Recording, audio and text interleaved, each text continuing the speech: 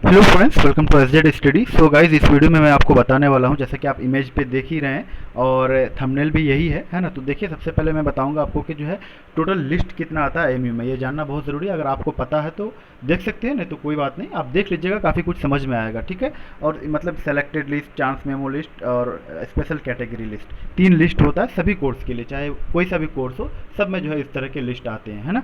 तो कौन सा इस लिस्ट में क्या एडमिशन का प्रोसेस होता है लिस्ट वाइज, हम आपको समझाएंगे ये सब इस वीडियो में। तो बने रहिएगा, वीडियो को एंड तक ज़रूर देखिएगा और काफ़ी कुछ समझ में आएगा इस वीडियो में आपको। और चैनल पे नए हैं तो चैनल को सब्सक्राइब ज़रूर कर दीजिए और लाइक कर दीजिए इस वीडियो को अगर पसंद आया तो। ठीक है, पसंद आएगा ही, कुछ अच्छा ही बताएंगे हम आपको, है ना। पसंद आएगा तो लाइक ज़रूर कीजिएगा। चलिए स्टार्ट करते हैं। So let's start.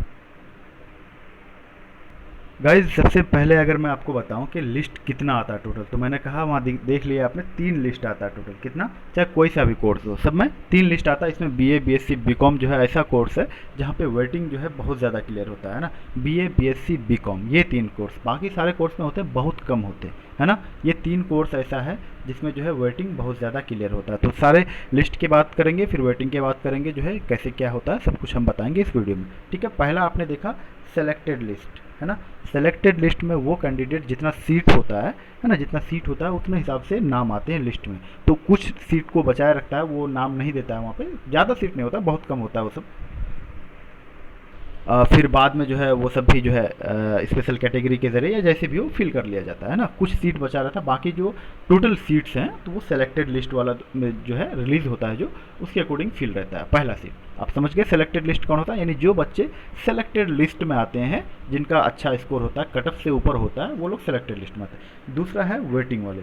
सेलेक्ट जितना कट ऑफ बना है, मान लेते हैं 45 कट ऑफ बना, तो 45 से लेकर नीचे के जितने स्टूडेंट हैं वो लोग सेकंड लिस्ट में आते हैं। कौन सी लिस्ट है वो? चांस मेमो लिस्ट, जिसको हम वेटिंग लिस्ट बोलते हैं। ठीक है। चांस मेमो लिस्ट यानी वेटिंग लिस्ट, सेकंड में वो लोग आते हैं जिनका कट ऑफ से नीचे रहता है। और वेटिंग लिस्ट में बीए ऑनर्स में 1500 बच्चों को बुलाया जाता है। ठीक है।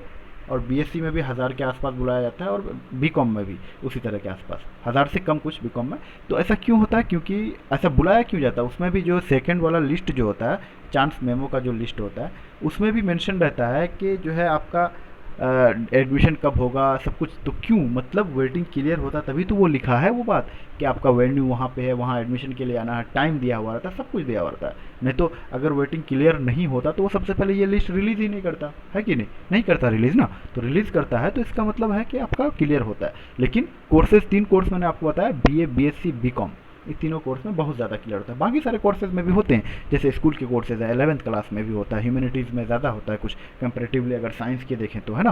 तो उम्मीद करते हैं आप समझ गए। तीसरा जो है आपका वो स्पेशल कैटेगरी वाला लिस्ट है।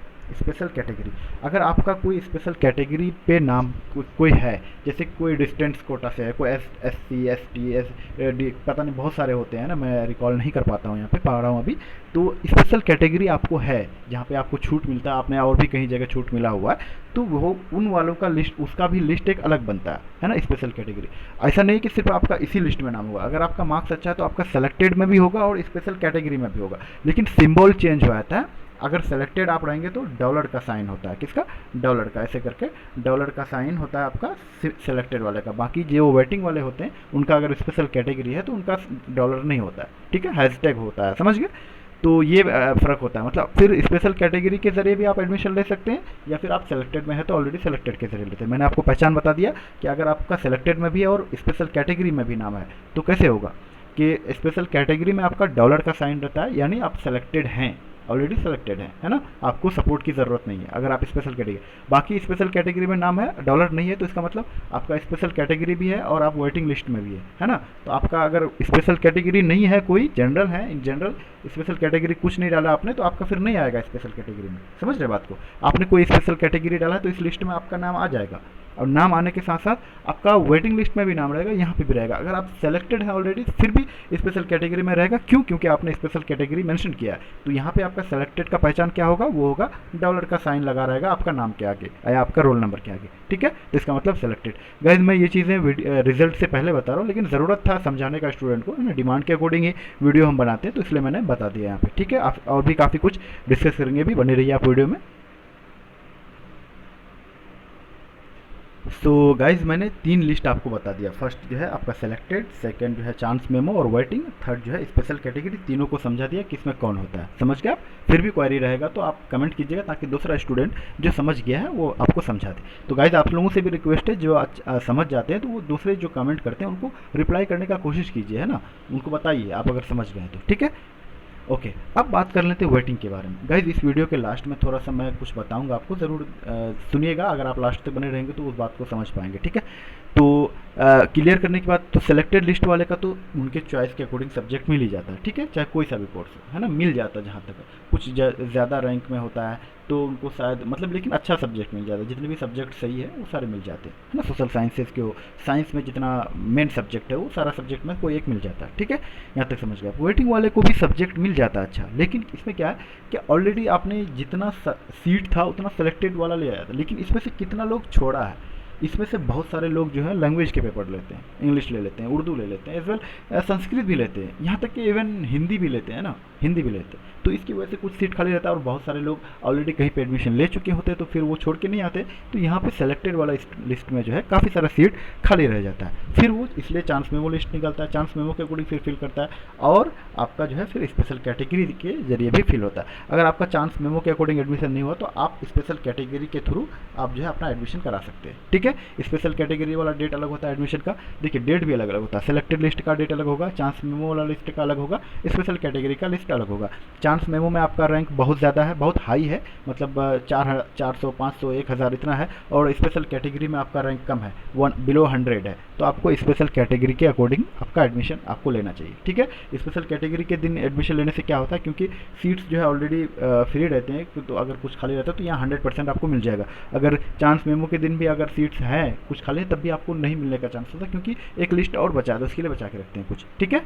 बाकी जो इन्हें फिल करना होता है ये अपने चॉइस के अकॉर्डिंग वेटिंग वाले को देते हैं। और स्पेशल कैटेगरी के दिन अगर आप आएंगे तो आपका जो है वेटिंग अगर कम है, ये सब्जेक्ट जो है आपको अच्छा मिलने का चांस रहता है, ठीक है। इसी कंडीशन पे आप वेटिंग स्पेशल कैटेगरी में आएंगे, समझ लीजिए यहाँ पे अगर आपका वेटिंग लिस्ट में बहुत ज़्यादा रैंक है, मान लेते हैं 1000 है, और स्पेशल कैटेगरी में आपका रैंक 200 है, तो आप ही बताइए आप किसके अकॉर्डिंग एडमिशन करेंगे, वेटिंग वाला या स्पेशल कैटेगरी। तो बिल्कुल स्पेशल कैटेगरी के अकॉर्डिंग आपको एडमिशन लेना है, वेटिंग वाले के अकॉर्डिंग नहीं लेना है। 1000 यहाँ पे था, ठीक है। स्पेशल कैटेगरी में आप रैंक कंपेयर कर लीजिएगा। अगर आपका जो है वेटिंग लिस्ट में जो है आपका 50 रैंक है, ठीक है, वेटिंग लिस्ट में 50 है और चांस मेमो में जो है आपका 200 है, तो आपको फिर वेटिंग वाले के अकॉर्डिंग लेना है। लेकिन ज़्यादातर चांस मेमो में कम रैंक होता है तो चांस मेमो के अकॉर्डिंग आप लीजिएगा, ठीक है। लेकिन वेटिंग वाले दिन भी ट्राई कर लीजिएगा क्या है, पूछ लीजिएगा आके, या फिर अगर आप आए हुए रहेंगे नहीं तो आपको भी बुलाया जाएगा। स्पेशल कैटेगरी में भी डेट सब कुछ मेंशन रहता है, आप उस दिन आके आराम से एडमिशन कर सकते हैं। उम्मीद करते हैं आप सारा लिस्ट समझ गए, सब कुछ।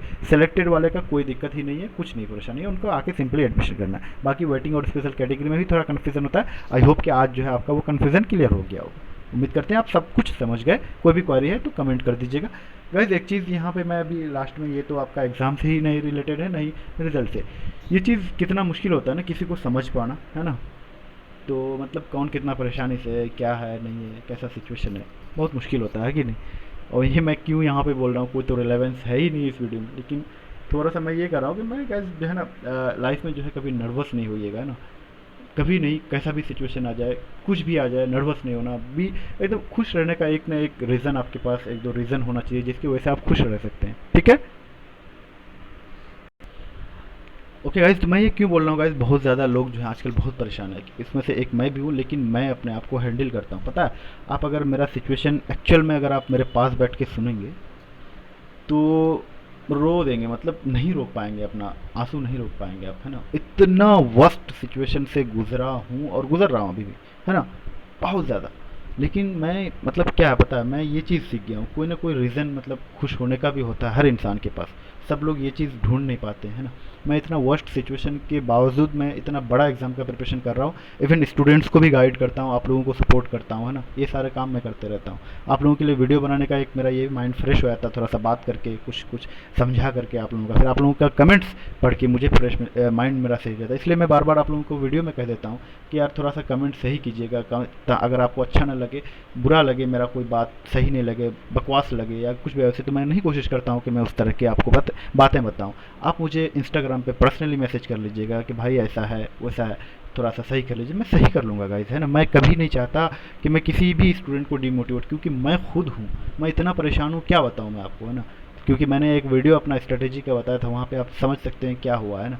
काफ़ी कुछ मतलब इतना ह्यूज सपोर्ट की ज़रूरत है ना सबको लगभग। हमें तो यार घर पे टी शर्ट तक नहीं मिलता अपने पेरेंट्स के बगैर, एक बात कह रहा हूँ, एक सामान तक नहीं मिलता हमारा, कहाँ क्या रखा हुआ, वॉलेट कहाँ रखा हुआ, एक जिसकी ज़िंदगी में वो ये सारी चीज़ें है ही नहीं, कोई सपोर्ट है ही नहीं फैमिली का, तो उसको कैसा लगता होगा, है ना। बहुत बुरा लगता है, इवन बहुत कुछ सोचना होता है। लेकिन वो बंदा जिंदा रह जाए यही बहुत बड़ी बात है, लेकिन उसके साथ साथ वो बंदा जो है किसी बड़े एग्ज़ाम के लिए तैयारी कर रहा है, लोगों को सपोर्ट कर रहा है, लोगों को मोटिवेट कर रहा है, तो इसका मतलब कुछ तो है ना।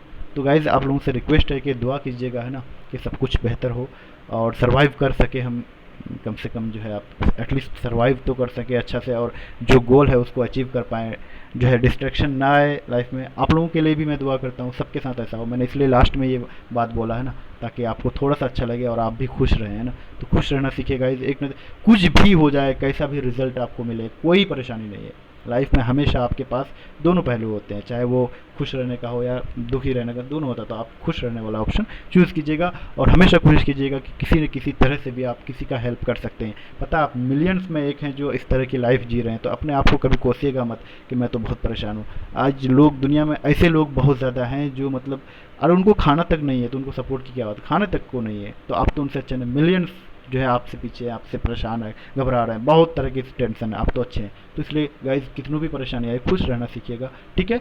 और ये बातें जो है मैंने जो भी बताया, अगर कुछ सही नहीं लगा तो इसको इग्नोर करना है, और कोई भी मेरे से शिकायत हो, मेरा कुछ पसंद ना हो, तो आप मुझे इंस्टाग्राम पे मैसेज कर सकते हैं। वहाँ डिस्क्रिप्शन में जो है आपको इंस्टाग्राम का लिंक मिल जाता है, ठीक है। वहाँ से आप मुझे डायरेक्टली मैसेज कर सकते हैं इंस्टाग्राम पे, और हम जो है इंस्टेंटली जो है रिप्लाई नहीं कर पाते हैं तो कोई बात नहीं, लेकिन हम कुछ देर बाद जब भी मैं इंस्टाग्राम पे आता हूँ तो मैं रिप्लाई करने ही आता हूँ। बाकी कुछ जो है मैंने अच्छे अच्छे चैनल सब्सक्राइब कर रखा है, तो वहाँ से मैं कुछ आर्टिकल्स वगैरह पढ़ लेता हूँ, बाकी आपकी ही रिप्लाई के लिए इंस्टाग्राम पे आता हूँ। ओके गाइज, मिलते हैं नेक्स्ट वीडियो में, थैंक्स फॉर वॉचिंग।